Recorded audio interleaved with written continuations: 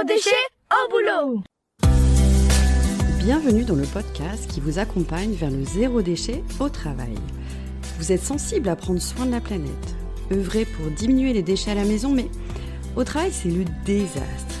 Gâchis de papier, d'emballage, indifférence des collègues, vous vous sentez démuni face à l'ampleur de la tâche. Alors bonne nouvelle, ce podcast s'adresse à tous ceux qui souhaitent avancer de manière positive et concrète dans une démarche de diminution des déchets en entreprise. Allez, place au sujet du jour. Bienvenue dans le podcast Zéro déchet au boulot, un podcast qui explore des solutions concrètes pour réduire nos déchets, surtout dans le monde professionnel. Aujourd'hui, nous allons parler d'une matière vivante, chaleureuse et profondément humaine, l'argile. Une matière qui, entre les mains de celles et ceux qui la façonnent, devient bien plus qu'un simple objet. Elle devient un acte de résistance contre le plastique, un geste pour la planète et une invitation à repenser notre rapport aux objets. Je reçois aujourd'hui Carole Minary, potière, au sein du collectif Fer Argile, un groupe de céramistes engagés qui ont choisi de mettre leur savoir-faire au service d'une cause, remplacer le plastique par des alternatives durables, locales et pleines de sens. Leur slogan « Plus de céramique, moins de plastique » résume à lui tout seul leur combat. Alors pour la petite histoire, j'ai découvert le collectif Fer Argile au hasard d'une rencontre sur un marché de producteurs dans le Jura pendant mes vacances estivales. J'ai eu un gros coup de cœur pour ce projet militant, utile et beau. Alors, j'ai eu envie de le mettre en lumière à travers cet enregistrement podcast. Carole, bonjour. Bonjour Sophie. Alors pour démarrer cette interview, je vous propose de faire connaissance. Carole, l'argile, c'est une matière qui parle au sens. Elle se touche, elle se sent, elle se vit. Comment cette matière est-elle arrivée dans votre vie? Et pourquoi avez-vous choisi de lui consacrer votre énergie? L'argile, pour moi, elle a toutes les vertus dont on a besoin, en dehors du fait que j'adore effectivement travailler cette matière. En tout cas, ce qui nous a rassemblés aussi avec le collectif, c'est qu'on la trouve pertinente pour toute situation et dans les enjeux écologiques qui sont les nôtres aujourd'hui, celles qui concernent tout le monde aujourd'hui. Et c'est pourquoi on veut la faire valoir comme matière à défendre, comme ZAD, comme MAD, matière à défendre, parce qu'elle est partout, à proximité, sous nos pieds, et qu'on n'a pas besoin d'aller l'extraire à des milliers de kilomètres si on veut. On peut en avoir plutôt à disponibilité, si on veut bien aller la chercher. Et comment vous êtes devenue potière? Comment ce projet est venu à vous? Moi, c'est venu à moi quand j'étais enfant. Je travaillais tout plein de matières. J'aimais bien bidouiller toutes les matières. Et quand j'ai découvert l'argile, j'ai vu elle permettait, on peut retirer, enlever, remettre à souhait, contrairement à d'autres modes de sculpture, le bois, la pierre, on enlève et c'est terminé. Mais la terre, elle permet beaucoup plus. Et puis le contact instantané me plaisait beaucoup. Et après, quand j'ai fait des études d'art, j'ai rencontré en histoire de l'art, la Grèce antique et les amphores, cette matière dans l'Antiquité qui était une solution de conservation et autres, mais qui m'a beaucoup émue, ce métier ancestral. Et en fait, là, c'était comme une évidence. Du coup, en dehors du modelage et de ce que j'aimais de cette matière au contact, il y avait aussi toute son histoire avec les humains. Et donc, à un moment donné, vous avez passé le pas et créé votre activité de potière? J'ai fait des études du coup de céramique. Après un bac art appliqué, je suis allée en diplôme des métiers d'art céramique à Paris à l'école du Perret pour apprendre diverses techniques. Et ensuite, à l'issue de cette formation, je suis allée faire comme potière au pair chez Marianne Frisch, qui était elle installée en potière et qui avait 4 enfants. Donc on partageait atelier et garde d'enfants pour que l'une et l'autre aient un temps. Et de là est née aussi notre amitié. Et on est ensemble aujourd'hui dans ce même collectif. Marianne fait partie, bien sûr, à l'origine de ce projet de Fer Argile. Alors justement, parlons de ce collectif. Vous êtes un collectif de 6 potières. Est-ce que vous pouvez nous le présenter cette organisation et qu'est-ce qui a fait le déclic pour vous organiser ensemble?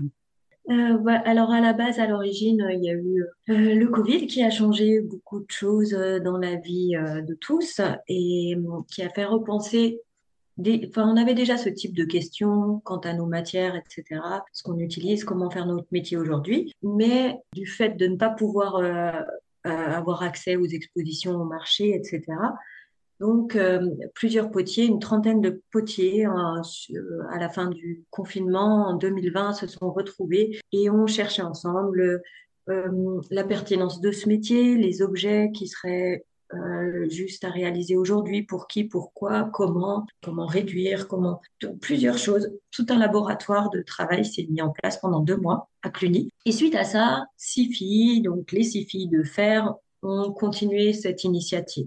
Ça s'était un peu évaporé après, mais 6 filles ont voulu continuer. De ce groupe principal, il ne reste maintenant que quatre de ces 6, enfin 5, pardon, 5. 4 vraiment qui sont investis, on va dire corps et âme, et dont c'est l'activité maintenant quasi principale. Une cinquième qui est restée, mais qui ne fait plus la production, mais qui reste pour les recherches, ou qui reste disponible si besoin, mais qui a dû arrêter. Et une sixième aussi qui a arrêté. Et on a une autre sixième qui intervient d'une manière un peu plus temporaire.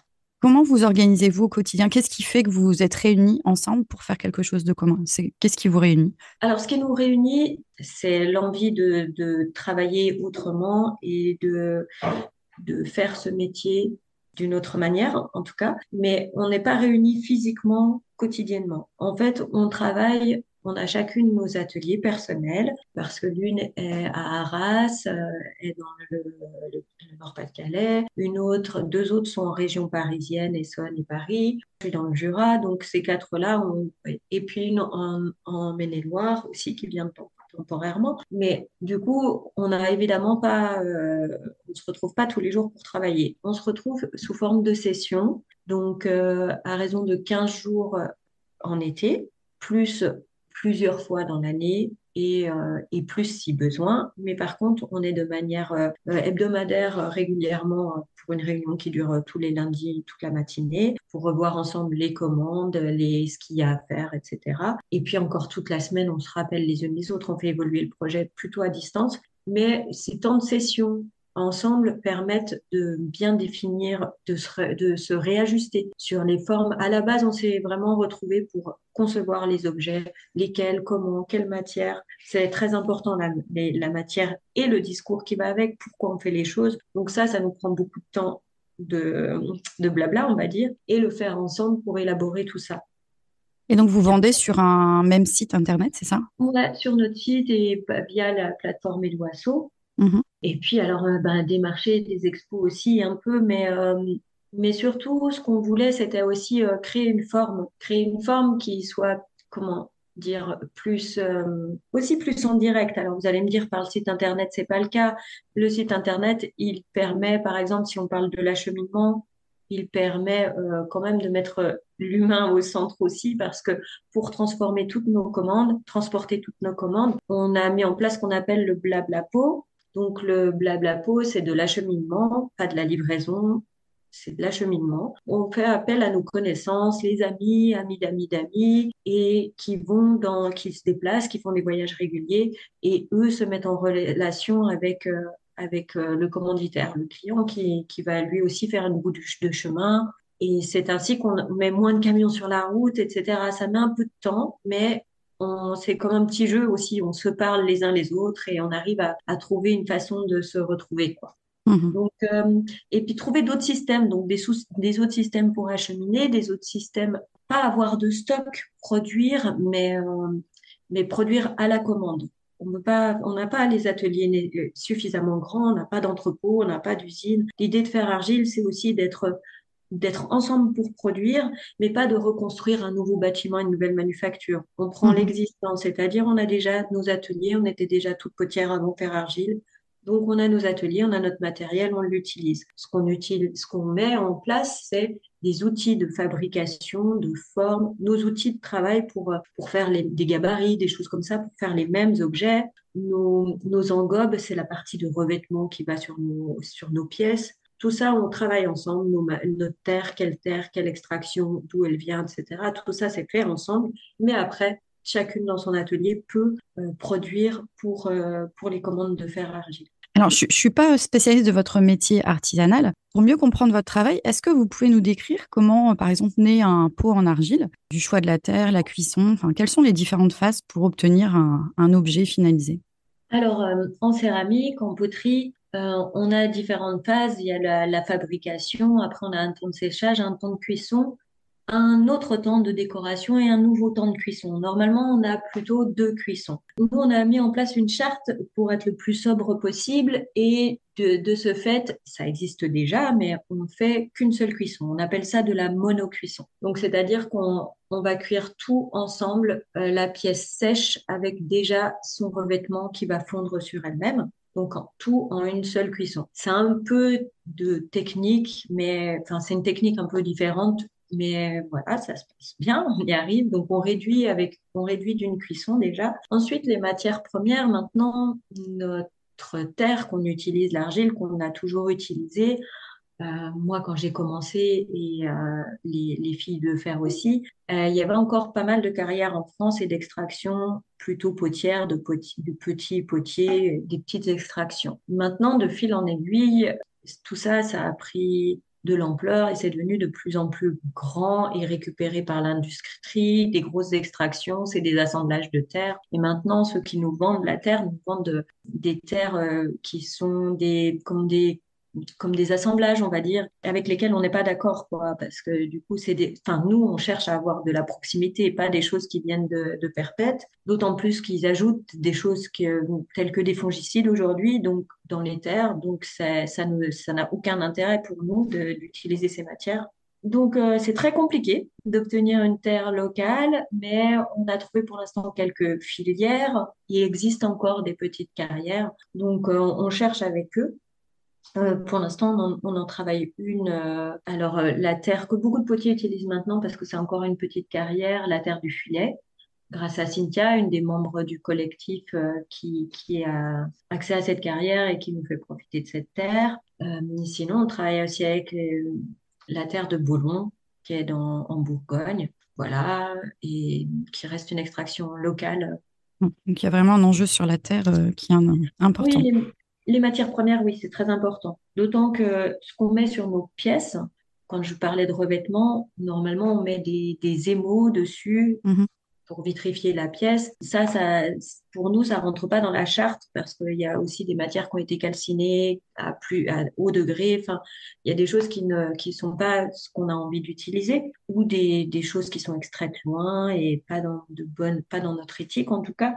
Donc, on essaye de réduire aussi ça et on a mis en place beaucoup des engobes, hein. C'est aussi quelque chose qui existe dans la céramique. On n'a rien inventé, hein. Donc, des engobes, c'est juste une terre et quelque chose qui va faire fondre ou une teinte ou quelque chose. Nous, on utilise donc la terre de Bolon comme base de notre engobe et on ajoute des cendres de nos poêles à bois. Donc, c'est de la Mhm. récupération de déchets, quoi. Du coup, on va pas très loin, quoi. On prend vraiment que l'existant. Tout ça, ça fait partie de réduire et de prendre. Alors, c'est du travail, hein, c'est un peu plus que d'ouvrir un sac tout prêt, mais c'est beaucoup plus intéressant et ça a beaucoup, enfin, c'est pertinent dans le sens que ça n'a pas le même impact sur l'écologie. Mhm. C'est aligné avec vos valeurs. Alors, on va parler de l'argile comme alternative au plastique. C'est ce qui m'avait interpellée quand j'étais venue sur le marché. Il y avait, je pense, une affiche, l'argile comme alternative au plastique. Et donc, Mhm. vous présentez l'argile comme une matière à défendre, une MAD. Et en quoi est-elle une alternative intéressante pour faire face à la marée du plastique qui nous envahit? Eh ben, tout d'abord, le plastique, il n'a pas toujours existé. Et avant, justement, donc, les ustensiles étaient plutôt dans des matières telles que l'argile ou le bois ou autres matières, mais en tout cas pas le plastique, quoi. Et il répondait à différents usages, autant dans les objets domestiques, mais que dans l'architecture, l'habitation. On peut climatiser, chauffer, enfin. Donc, pour les ustensiles culinaires, elles permettent de garder à température la chaleur, la fraîcheur. Le contact avec l'objet, c'est pas du tout la même chose parce que si on parle de plastique, l'un des objets qu'on fait pour parler du plastique, c'est l'éco-cup. Enfin, nous, on fait les gobelets en argile. Parce que les éco-cups en plastique, ils ont rien d'éco du tout. c'est peut-être même pire qu'avant. Dans leur fabrication, c'est pire qu'avant même. Donc ça n'a rien d'écologique, alors que l'argile, son innocuité, elle est imparable. Vous risquez pas Alors, bien sûr, ce qu'on nous dit toujours, c'est oui, ça casse. Certes. Bon, normalement, quand on boit avec, on est censé, je veux dire, on a tous utilisé du verre, enfin, on sait faire autrement que de casser. On n'est pas obligé de jeter quelque chose par terre. Bien sûr, ça casse si on le jette par terre, mais normalement, comme c'est pas ça sa fonction, ça devrait bien se passer. Et pour autant, oui, il n'y a pas de, c'est un déchet propre, on va dire. Donc, du coup, on a eu envie de faire ces gobelets d'argile aussi pour remplir nos fours, parce qu'entre les pots à lacto, parce que dans les objets qu'on fait, on fait des objets utiles. Le premier objet qu'on dit objet de lutte, le premier objet qu'on a fait, c'est le pot à lactofermentation. Du coup, pour sa partie économique en énergie, puisqu'on conserve juste avec du sel et de l'eau, pas de l'électricité. Et puis pour les bienfaits et les vertus apportées. Et donc, mais entre nos pots, dans nos fours, il restait des places. Donc, ces petits gobelets sont venus s'insérer pour optimiser la place dans les fours. Et d'autant que vraiment le plastique dans ces éco-cups, c'était un truc qui nous révulsait les unes les autres dans le collectif. Et voilà, donc ils ont quand même un franc succès, ces petits gobelets d'argile, auprès des assos, des tiers-lieux, des festivals, etc. Donc, pour le contact, etc., avec la matière, on dit vraiment que c'est chouette, quoi. Mhm. Donc, voilà, ça c'est une des alternatives. Non, c'est sûr que l'argile, elle peut remplacer, elle a vraiment beaucoup de vertus, quoi. Donc, et elle était là avant le plastique et elle a rien abîmé du tout dans la terre, alors que le plastique, les PFAS, ça, on en a pour un moment, quoi. Il Mhm. est grand temps de remédier à ça. C'est vrai que pour nous, c'est une alternative possible et indispensable. Alors justement, pour une entreprise, une collectivité, concrètement, quels contenants, ustensiles pourriez-vous fabriquer sur mesure pour ces structures-là? Eh ben, tout. Ça Mhm. dépend, il faut voir avec eux. Alors, par exemple, pour des cafés, des choses comme ça, des bars, des restaurants, on fournit toutes les tailles possibles, de petites tasses aux grands gobelets, aux verres, aux gobelets. Et par exemple, là, on travaille avec un groupe qui nous demande du coup aussi des bols, mais une commande particulière. Mais ils ont aussi envie de faire, parce qu'ils font aussi des plats à emporter. Et on est en train de réfléchir parce que toutes ces barquettes à emporter, c'est aussi un problème. Donc, on est en Mhm. train de réfléchir, mettre au point avec eux ce qu'ils voudraient comme format pour leur plat à emporter de 4 personnes, pour avoir ça. Après, c'est une question de consigne qui change et une valeur qui change sur la consigne. Mais voilà, le plat, on est sûr qu'il restera chaud au moins dans le grès, dans la Ah terre. oui, Mm. chouette. C'est un bel objet. Il Mhm. suffit de réfléchir ensemble. Nous, on s'adapte, on peut trouver. Il y a plein de choses à faire, hein. On avait aussi envie de faire des systèmes d'irrigation.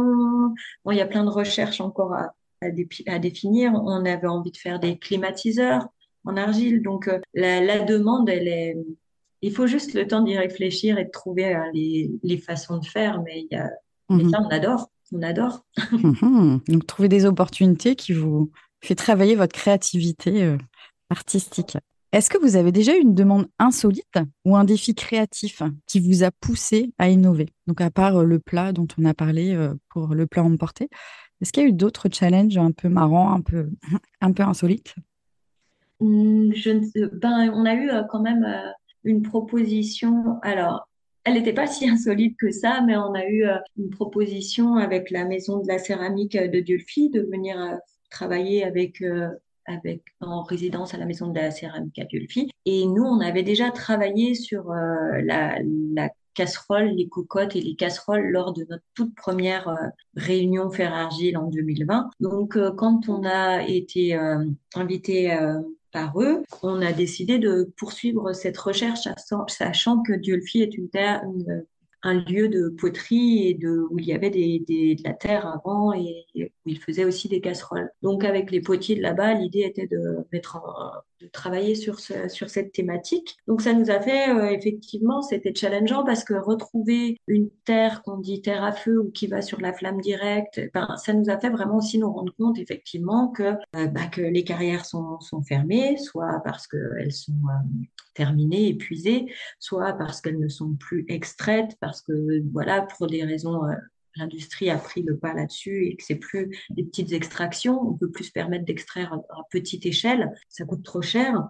Donc, du coup, très difficile de se procurer une terre et les qualités de la terre. Avant, c'était les potiers ont toujours connu leur sol, leur terre, et quoi en faire avec et comment. Mais ça se perd du fait aussi de l'industrie qui s'empare aussi de ça et qui vend des pâtes toutes prêtes. Mais on sait plus qu'on travaille et on perd aussi les connaissances. Alors ça fait partie des enjeux aussi et ça fait aussi partie de notre résistance potière du jour, c'est de pas perdre les connaissances, de comprendre ce qu'on fait, pourquoi, avec quoi. C'est vraiment des bases parce que on s'est rendu compte que dans ces recherches de terre qui avaient certaines propriétés, même en sondant les plus vieux potiers ou les potiers qui ont déjà de belles connaissances, eh ben, c'était pas si facile que ça, quoi, pour plein de raisons. Et ça nous a vraiment aussi interpellés sur les pratiques, les techniques. Au-delà du geste artistique, il y a vraiment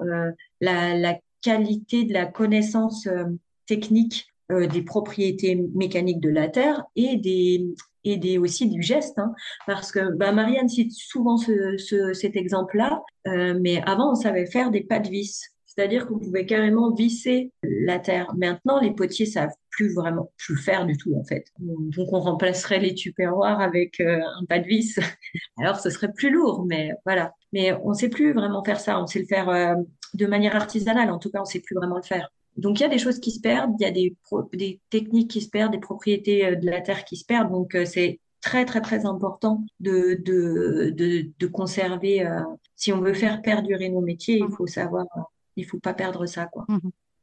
Et donc, si je comprends bien, le défi sur lequel vous avez été sollicité, c'est de fabriquer cette casserole, c'est ça? Ouais. Donc, j'imagine avec un manche, avec un plat rond. Ouais, on a fait plusieurs idées de formes et puis à la fin de cette casserole est devenue plutôt une cocotte. Mhm. Et voilà, il y avait tout un temps avec de recherche là-bas à la Maison de la Céramique. Et puis après, nous, on a continué à terminer ce projet parce que de toute façon, on allait faire, ça faisait partie de nos objets qu'on avait envie Mhm. de faire valoir. Et du coup, on a mis au point une cocotte suffisamment, comment dire, qui a un pouvoir calorifique, qui emmagasine l'énergie de la flamme et de la chaleur. Si c'est de la vitrocéramique ou du gaz, elle emmagasine la chaleur et la restitue. Donc, on fait des économies d'énergie dans le sens où on coupe le feu une fois que la cocotte est prête et ça continue de cuire, quoi. Donc, voilà, il y a toujours une recherche d'objets qui ont, euh, qui ont un sens Mhm. plutôt d'économie d'énergie. Même plus besoin de marmite norvégienne, c'est parfait alors. Elle fait carrément marmite Elle norvégienne, toute c'est seule. exactement ça. Waouh, c'est Ouais, balèze. c'est parfait. Si on parle sensibilisation et éducation, donc vous en avez juste un petit peu parlé avec l'idée de transmettre vos savoir-faire, transmettre vos techniques, ce qui est important. Vous organisez justement des ateliers, des événements. Je pense notamment à la tournée bretonne. Est-ce que vous pouvez nous en parler un petit peu? Comment se passent ces événements de partage? Qu'est-ce qui s'y passe? Oui, quand je te disais, on veut inventer une forme un peu différente du coup, on est toujours en train de chercher à comment diffuser, vendre nos pièces. Donc, bien sûr, il y a les marchés de potiers qui existent, mais on va aussi dans nos réseaux, comme on travaille un peu quand même, pourquoi pas un jour travailler avec des agriculteurs et faire des systèmes d'irrigation. Donc, on va dans les milieux en rapport avec nos objets. Donc, c'est vrai que le poêle à taux, la cocotte, ça nous emmène aussi des fois à travailler avec les biocopes ou des fois faire des démonstrations, etc. Donc, ça, on le faisait déjà l'année dernière. Et là, cette année, cette tournée bretonne, l'idée nous est venue parce qu'on a été invité à Saint-Jean-la-Poterie, qui est un musée de la céramique et qui organise. Donc, ils ont organisé une expo de 2 mois dans laquelle on était invité. Donc, il fallait aller installer cette exposition en Bretagne, alors qu'on vient toutes d'ailleurs. Puis, 15 jours après, ils nous invitaient aussi à un marché de potiers de la fête d'Élise. Donc, il fallait revenir. on s'est dit, on va pas faire des allers-retours, on va produire cet été suffisamment pour honorer l'ensemble. Et entre les deux dates, il y a 15 jours, eh ben, on va faire appel aux gens qu'on a là-bas. Pourquoi on resterait pas là-bas et qu'on n'irait pas parler de notre projet? Donc, du coup, on a fait appel autant à nos clients. Là-bas, on a les Sardines à la plage qui est un restaurant qui nous commande régulièrement. Donc, c'était l'occasion de les rencontrer. Ils nous ont invités chez eux aussi pour présenter les objets. Donc là-bas, on a fait des petites cuissons, on a posé le stand, on a discuté. C'est se mettre en rapport avec les gens et discuter aussi, discuter énergie, discuter transport, discuter façon de faire ensemble, discuter. Voilà, c'est à la rencontre des gens. On est allé chez les amis, des amis qui avaient des gîtes, des tiers-lieux. On est allé. Tout le monde a répondu à l'appel. Hein. On a fait un appel, et il y a des endroits où on a coulé des gobelets pour montrer comment on fabriquait des gobelets. Il y a des endroits où on a cuisiné dans nos poêles et nos cocottes. Il y a des endroits où on a fait de la lactofermentation. Donc, pour parler de l'utilité, du sens des objets, mais aussi la fabrication, etc. Donc cette tournée, elle est venue voilà, de comment optimiser le temps, les voyages. C'est toujours dans cet esprit-là. Et puis un peu aussi comment ça nous a fait penser aussi à la tournée du boulanger avant, dans les villages, ou la tournée. Comment refaire. Donc ça, c'est un peu c'est pareil, on n'invente rien, mais en fait, le fait de le remettre à jour, on crée une autre forme de vendre. Et il y a eu un accueil hyper chaleureux, enthousiaste, et beaucoup de gens avaient relayé l'info là-bas. Donc, on était même invités à passer à droite à gauche. On n'a pas réussi à honorer toutes les dates, il faut qu'on retourne. Mais dans des fermes, dans les AMAP, tout ça, c'était hyper intéressant. Chez des potiers aussi. Non, il y a eu beaucoup 15 jours denses et qui nous ont vraiment ressourcés aussi, parce qu'on sent que les gens sont aussi avides et prêts à trouver des solutions de changement et ben justement ces alternatives au plastique qui en a, ils sont en plus de cet objet qui est plutôt sobre, qui lui rend aussi une beauté disons accessible. Si on parle d'esthétique, c'est des objets qui sont très simples aussi, qui vont dans tout environnement. Il n'y a pas notre expression personnelle, ça reste des gammes assez sobres. Tu as vu nos objets sur le marché, voilà, c'est très simple, mais c'est efficace. Donc, Alors justement, pour l'idée de la transition, je pense à une entreprise qui a envie je sais pas, qui utilise des gobelets jetables et qui se dit, bah tiens, ou des éco-cups d'ailleurs, pourquoi pas passer à l'argile? Qu'est-ce que vous conseilleriez? Est-ce que faut y aller doucement, progressivement? Est-ce qu'il faut aller faire un changement radical, processus? Parfois, on entend aussi des freins, bah, l'argile, ça coûte beaucoup plus cher. Enfin, des contenants argile, ça va coûter plus cher. Comment on pourrait motiver ces structures à changer leurs pratiques? Ce serait quoi les bons arguments pour leur donner envie voilà, de switcher et d'aller vers quelque chose de plus écologique?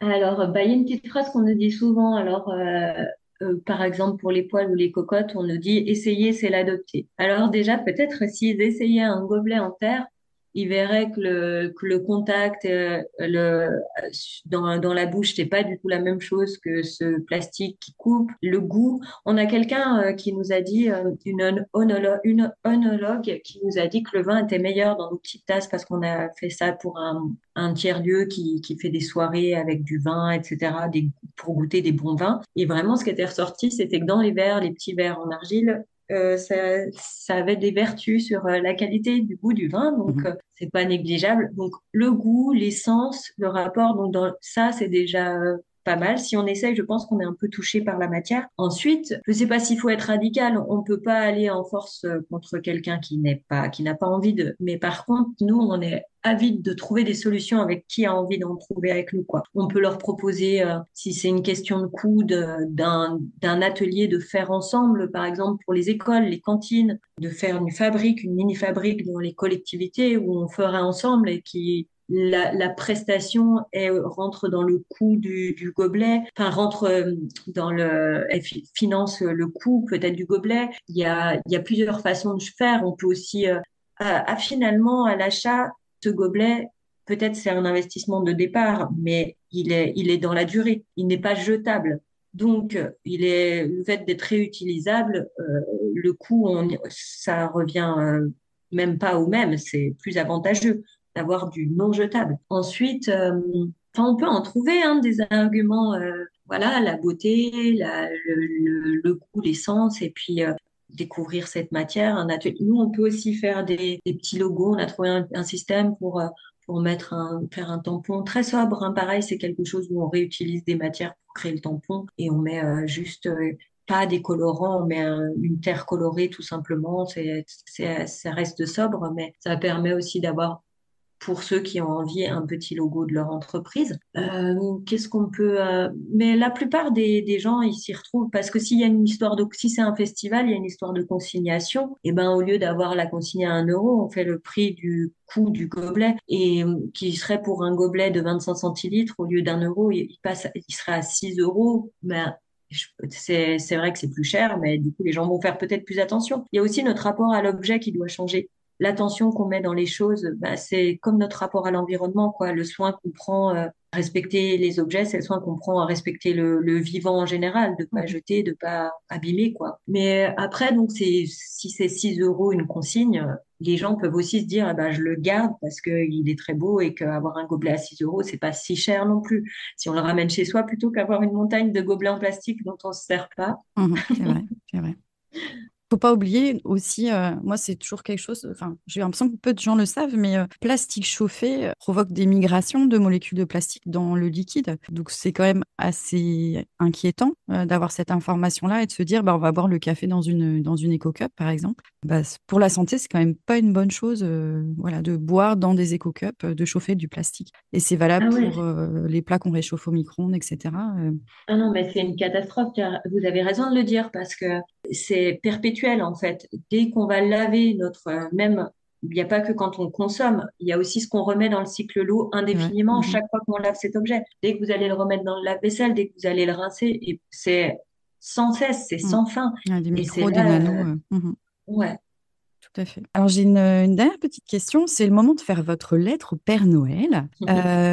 Est-ce que vous recherchez des nouveaux partenaires, des aides spécifiques pour votre collectif? Et si oui, lesquels? Alors, on est toujours avide de trouver des blabla porteurs, des gens, ça nous intéresse si soit par mail, soit sur le site, ils peuvent nous mettre un petit mot. Les gens qui font toujours certains voyages, Paris-Nantes, je dis des bêtises, mais ça peut être Paris-Nantes, Lyon-Marseille, que sais-je. Les gens qui font des voyages, nous, on adore parce que ça nous permet d'acheminer les pots. Donc ça, souvent, on cherche et on aime bien avoir. Donc notre lettre au Père Noël, ce serait des blabla porteurs, par exemple, mais aussi, oui, ben des structures, des associations, des tiers-lieux, des gens qui auraient besoin de gobelets, des gobelets d'argile, ceux qui ont envie de changer. Peut-être, ouais, des entreprises qui auraient besoin de changer Mhm. toute chose en plastique qui ont envie d'être substituées. Il faut nous contacter, on est prêt à réfléchir. On pensait à, par exemple, on a déjà été contacté, hein, mais par exemple, pour, je sais, tous les contenants tels que le miel, l'huile, tout ça, souvent, les petites structures comme ça, s'ils veulent, on est capable de faire 1000, 2000 pièces s'il le faut, parce qu'on peut faire appel, nous, à nos réseaux de potiers et on ne les fera pas à 4, mais on peut les faire à 10, 20, 30. On a Mhm. d'autres potiers qui seraient capables de faire face à une commande avec nous. C'est aussi l'objet de ce collectif. Mhm. C'est aussi de donner du travail, même pour des grandes commandes, quoi. Mhm. Donc, du moment que ça respecte la charte, c'est-à-dire de certaines valeurs de notre projet, quoi. Mhm. Mais, euh, mais oui, telles que des bouteilles, des flacons, tout ce qui est en plastique, s'ils veulent remédier, nous, on a la possibilité d'en fabriquer, en tout cas. Super. Alors, pour finir, est-ce que vous avez un geste zéro déchet à conseiller? Et si oui, quel serait-il? Hmm. Eh ben, oui, toujours.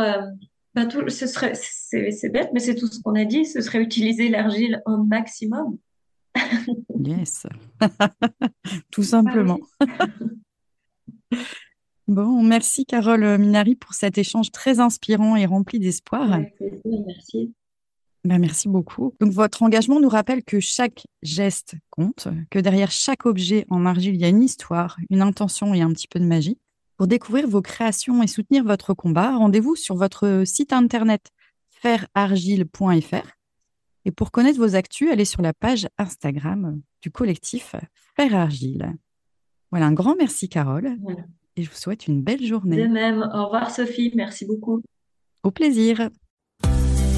Merci pour votre écoute. Je suis Sophie Free. Dans la vie, je travaille pour sensibiliser au développement durable. et je parle notamment du zéro déchet. Pour cela, je propose des ateliers, des conférences, des formations professionnalisantes, un blog, Sophie au Naturel, et je suis aussi auteure de livres sur le sujet. Retrouvez toutes mes informations sur le site sophie-au-naturel.fr. Au plaisir!